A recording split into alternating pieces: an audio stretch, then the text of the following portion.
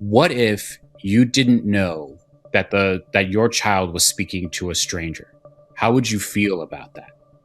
And your worst fears about what those strangers could be talking to your child about, those are what they're actually talking about. Sounds unsettling, as so many kids are gamers or on social media. But this isn't just a game. The 764 Network is a violent online group that exploits children through grooming, sextortion, and blackmail. Governments classify it as terrorism. We'll get to that later, along with what you can do about it. The 764 movement started around 2021 and functions like a subculture. Members target minors on gaming platforms, mental health forums, and encrypted chat apps, and manipulate victims into producing graphic content, including self-harm, animal cruelty, and suicide. Then they share that illicit material. The number 764 is part of the zip code of the original founder, who was jailed, but that hasn't stopped countless copycats from taking up his cause. They found a vulnerable child that they're going to exploit in whatever way they see fit. This is forensic psychologist John Delatorre. We asked him if this is happening in obscure corners of the internet or on everyday platforms. It's every day. So if you have any app on your phone or tablet or iPad or whatever, if they have Roblox, Snapchat, Instagram, if any app has a chat function, then yeah, your child is exposed to this. If there's a chat function, then there is an element of exploitation that can be there. How often are these children experiencing these things? Probably every day. The 764 movement is best classified, especially in US law enforcement, as decentralized. Decentralized means that there's no real sort of leadership organization for law enforcement to target, because once you even close down one, you don't know who else is going to fill that vacuum. Usually you cut off the leadership and the rest of the snake dies, but not in this. This is definitely more of a hydra situation. You chop off the head, two more heads develop. Sort of like an insidious terrorism network. There's a reason experts call it that. The perpetrators are terrorizing kids. Maybe not always coercing them into committing an act of terror, but bullying them, getting them to hurt themselves or humiliating them. The reward for the culprit is a feeling of power. The thing about it is that oftentimes we understand terrorism to mean someone who's willing to incite terror. But these individuals that are doing this, they may not want that. That may not be their end goal. They may not have an agenda, one that makes sense to us, other than they just have a desire to harm your child. And what can parents do? And so, yeah, as a parent, you hold some influence, but you don't hold the same power with a 16-year-old the way that a 17-year-old does. And so when we're thinking of online bullying, it is as severe as when you were a child and you were being physically bullied on the playground. It holds that much weight.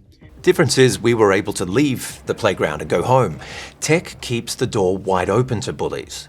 Kids these days have iPads, right? They have tablets, they have their laptops, they have cell phones. There is no privacy for them anymore. The bullying online invades every element of what should be their safe space. And if it's constant, if it's 24 hours a day, imagine never being able to leave a playground that you're getting bullied in. Anytime you turned on your device, a new negative message was coming your way from someone that you think is powerful and knowing, and whatever it is that they're manipulating you to believe about them. That's how often it's getting harmful.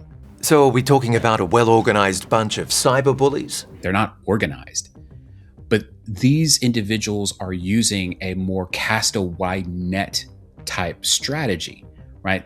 The more people that they can interact with in one day, the more likely they are to find a vulnerable child. Just because you think your child isn't vulnerable doesn't mean that they can't then be exploited. What you're constantly having to deal with is how often they're receiving these messages. And again, it could be daily, it could be multiple times a day, it could be any of these things. But if you don't know, then you can't help them sort of navigate when someone is genuinely trying to reach out, because again, online relationships do happen and they can be healthy. Or you don't know when, this person is looking for an avenue to exploit someone on their worst day. So what, your kid has one bad day and 764 or similar predators has them? I mean, you can't monitor your children 24/7, but there are things you can do. If you notice that there are distinct changes in their mood, in their affect, if there's distinct changes in how they think about an issue, if they're no longer questioning why is this thing happening, because again, the more you expose them to the real world and real situations that exist, the more questions that they have. But the more that a child seems to be, dead set on this is how the world functions, the more you got to start thinking about, well, how do you know that? That's when you got to start asking more questions about where are you getting this information from? What exactly is that's going on that's changing how you're behaving and how you're feeling? It's about being open as a parent. It's about being understanding that there might be things that are going on that you have to allow space for. The more that you try to dictate and rule over a child, the less likely they are to share those things with you. And so stepping back and asking questions and being curious as to what's going on, as opposed to investigating to try to find some miscreant that they're chatting to. So this is how the offenders work and what they're working with. Some children are vulnerable because they have low self-esteem. Some of them are vulnerable because there's discord in the home.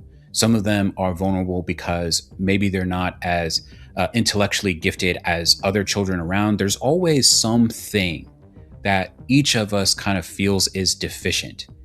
And unless we've done the work to understand why we feel that way about ourselves, it can be used as a method of entry to exploitation. And so, again, that's when you have to be curious as to what is going on with your child. And so when you cast a wide net type strategy, maybe you choose, again, you're the nefarious person in this scenario. Maybe you choose, hey, I'm just going to start mentioning sort of weight, right? And see how many, girls I can target by commenting about weight. And so, the elements of exploitation just out in society, and these individuals, they're under the guise of this nihilistic extreme violence. Nihilism just simply meaning that in a real sort of boiled down definition of, they just want all society to crumble, right? They don't want rules and authority. Okay. But all of those things exist. All of these little areas of trauma, of vulnerabilities, they exist in that society. So then they point them out. And by using that element, that's what then keeps that person engaged in that chat, because now they found an authority figure that's their age, that's commenting on things that are, sensitive to them in a way that makes sense to them. It's all a lie. Right? They've manipulated the child to believe that there's all of these things. It's always a lie.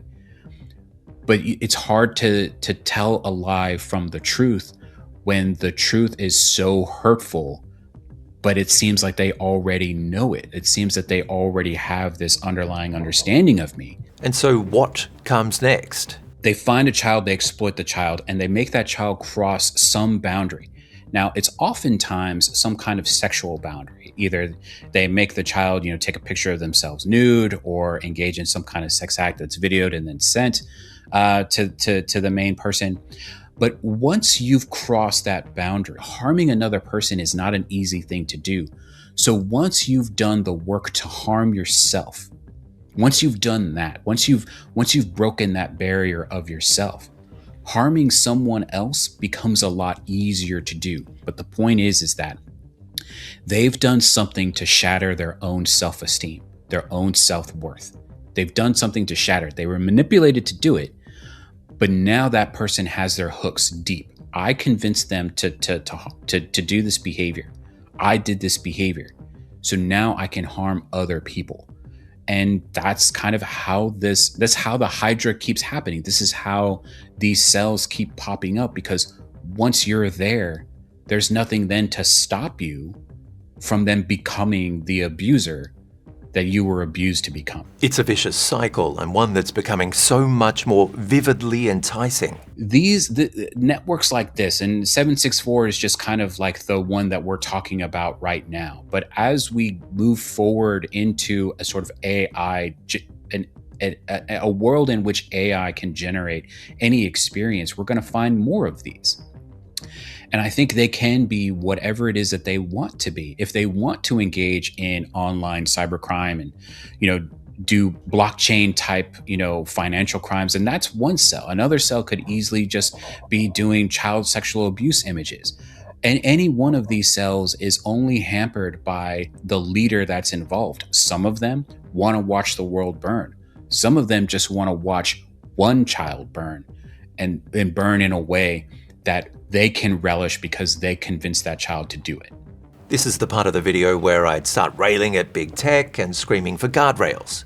But the truth is that bad actors are going to find and exploit whatever vulnerabilities exist, whether it's in a human or whether it's in a platform. If someone wants to do harm to someone else, they're going to find a way to do it. Maybe we shut it all down and we're able to monitor safeguards in apps and everything else, but that maybe then, because we're spending so much time online, that we miss that now these people are back and doing it in person.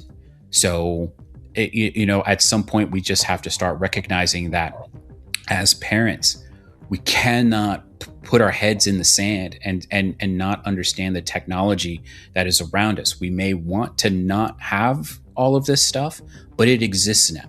So we need to spend the time learning, how can someone use this against me? Again, that's not to say that the world is a dangerous place, but we have to be realistic about the world that we live in, and that there are people out there that will do whatever they can to harm someone else. What about mandatory identity verification? Would that help? If you're willing to say that the government can enter into my private space, because I have to give, my state ID, I have to give a credit card, like I have to give information. If you're comfortable with that, I can totally understand where you're coming from. Again, John says the reality is we have to understand the tech. Societies and cultures have to make the decision on how much they're going to balance security with freedom. John's main takeaway for you: hiding isn't the answer. Whether it's hiding apps, whether it's hiding information, whether it's hiding opportunities to engage in meaningful conversation with your child. Again, you as the parent always needs to be the parent, but you need to be able to walk into conversations without thinking of the worst thing that could be brought up, without thinking about how am I going to punish my child if they tell me that they're engaging in some kind of behavior. Understand that a lot of these individuals, whether they're, boys or girls or whoever, if they're being asked and they submit a child sexual abuse image of themselves, they didn't do it on purpose. They were manipulated to do it. Coming at them as if they engaged in the wrongful behavior on purpose automatically disconnects them from having the future conversation with you. So being open and understanding, not hiding the realities of the world that they live in, but also not hiding the fact that there are good people out there too, and that you can't just shy away from, making meaningful connections to other people. It's that element of being able to listen, right? Listen to what is going on with your child. Again, it's very difficult to do, and I'm not saying that it's easy to do. I'm just saying that if you truly believe that your child will come to you with anything, then you're probably in a position where you're willing to listen before acting. Listening comes first.